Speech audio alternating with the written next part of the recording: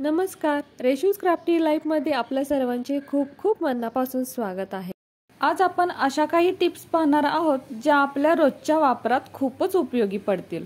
तर पहिली टिप आहे अशा बाटल्यांसाठी। कुठेही बाहेर जाताना किंवा प्रवासाला जाताना बॅगेमध्ये किंवा पर्समध्ये अशी पाण्याची बाटली भरून नेतो किंवा दुसरं कोणतंही लिक्विड असो, तर बाटली अशी आडवी होते व त्यावरती थोडासा दाब पडतो, त्यामुळे या बाटलीतलं जे काही असेल ते गळलं जातं व भीती असते ती पर्समधले सामान खराब होण्याची किंवा बॅगेमधले काही डॉक्युमेंट्स असतील म्हणजे कागदपत्र असतील तर अशा ह्याच्यावरती ते गळलं जातं। तर यासाठी एक उपाय करायचा, अशी आपल्या घरामध्ये एक प्लास्टिकची पिशवी, आता मी ती दुधाची पिशवी वापरलेली आहे। दुधाची पिशवी तर घरी असतेच, नसली तर कडधान्यांची पिशवी किंवा कोणतीही अशी छानवाली प्लास्टिकची पिशवी आपण इथे वापरू शकतो। तर त्याचा एक तुकडा घ्यायचा आणि तो तुकडा अशा पद्धतीने या बाटलीवरती ठेवायचा व नंतर वरून याला टोपण लावायचं। तर बघू शकताय हे टोपण अगदी छान गच्च बसलं जातं, अजिबात ते सेल होत नाही। हा एवढासा तुकडा इतकं छान काम करतो जसं की एअर टाईट कंटेनर असतं ना तसं काम करतं।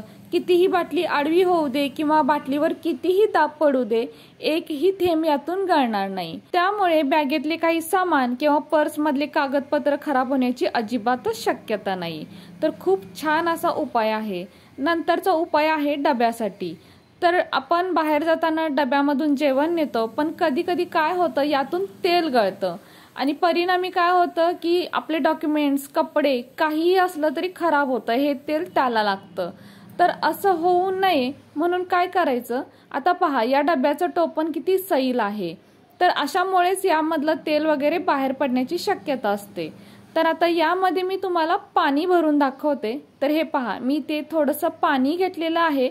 आता यावरती सुद्धा काय करायचं, अशा पद्धतीची ही दुधाची पिशवी किंवा कोणतीही कडधान्यांची पिशवी घ्यायची, म्हणजे ती आपल्याला एकदम इथे स्वच्छ धुवून घ्यायची आहे। व मगाशी तुम्ही पाहिलंच की या डब्याचं टोपण खूप सैल आहे।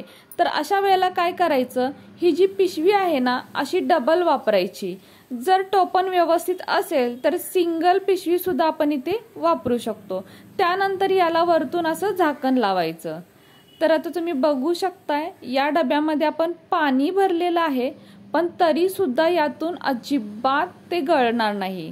तर हे पहा, डबा उलटा करून दाखवते, पाणी भरलेलं आहे पण एक सुद्धा थेंब यातून बाहेर येत नाही। तर भाजीचं तर तेल अजिबातच बाहेर येणार नाही। अगदी तुम्ही जरी डोशाची चटणी वगैरे जरी नेली तरी ती गळण्याची अजिबातच शक्यता नाही। त्यामुळे बॅगेतले कपडे किंवा पर्स मधलं सामान अगदी व्यवस्थित राहणार, अजिबात खराब होणार नाही याची गॅरंटी आहे। त्यानंतरची टीप आहे आपल्या नखांसाठी। तर नख ज्यावेळेला आपण कट करतो म्हणजे कापतो त्यावेळेला नखांना एक धार येते आणि लहान मुलांचं तर कसं होतं, त्यांची नख कापल्यावर पहा कधी कधी त्यांची नख त्यांनाच लागतात। तर असं होऊ नये म्हणून काय करायचं, हे जे बाटलीचं टोपण असतं ज्याला साईडला अशा रेषा रेषा असतात पहा, तर असं टोपण घ्यायचं आणि ते या नखांवरती फिरवायचं। यामुळे काय होतं, तर नखांची धार कमी होते व नखे लागली जात नाही व हे प्लास्टिकचं टोपण असल्यामुळे हे करताना टोपण बोटांना लागणार नाही। तर ही सुद्धा टीप नक्की वापरून पहा। त्यानंतरची टीप आहे मेणबत्तीसाठी।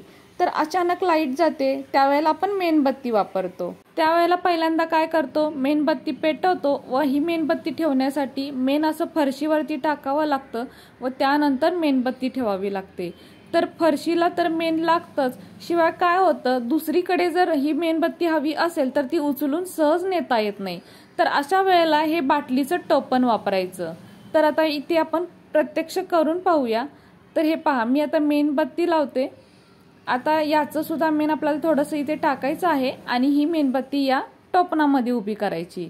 तर आता आपण सहजरित्या ही मेणबत्ती कुठेही घेऊन जाऊ शकतो, ती अशी फरशीला चिटकून राहणार नाही।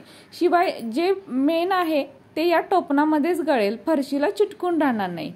तर बघू शकताय अगदी सहज पद्धतीने आपण कुठेही ही मेणबत्ती नेऊ शकतो। शिवाय मेणबत्ती नेताना पहा, मेण हातावरती गळून चटके बसण्याची शक्यता असते, पण बाटलीच्या टोपणामुळे असं काहीही होणार नाही। तर खूप छान अशी ही टीप आहे। त्यानंतरची आहे लसूणसाठी। लसूण सोलण्यासाठी आपल्याला थोडा वेळ लागतो, तसेच लसूण सोलताना आपली नखे सुद्धा दुखली जातात. तर अशा वेळेला काय करायचं, आपल्याला हे बाटलीचं टोपण वापरायचं आहे. तर साईडला अशा रेषा रेषा असलेलंच टोपण आपल्याला इथे वापरायचं आहे, प्लेन वालं नाही. तर हे पहा, आता हे कसं वापरायचं आहे, तर एकदा हे लसणाच्या तोंडावरती असं घासायचं आहे आणि त्यानंतर हे पहा अशा पद्धतीने या टोपणाने या पाकळ्या काढायच्या आहेत. तर अगदी सहज होतं आणि काम पटापट होतं. मी तुम्हाला इथे करून दाखवतच आहे. खूप छान अशी हे काम होतं. तुम्ही एकदा नक्की करून पहा. शिवाय करायला सुद्धा खूप छान मजा येते आणि हात सुद्धा दुखले जात नाहीत आणि शिवाय काम सुद्धा पटापट होतं.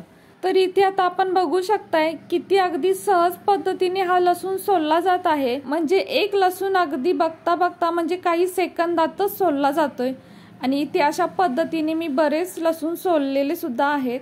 तर हे पहा, इतके लसूण सोलायला मला 1 मिनिट सुद्धा लागलेला नाही.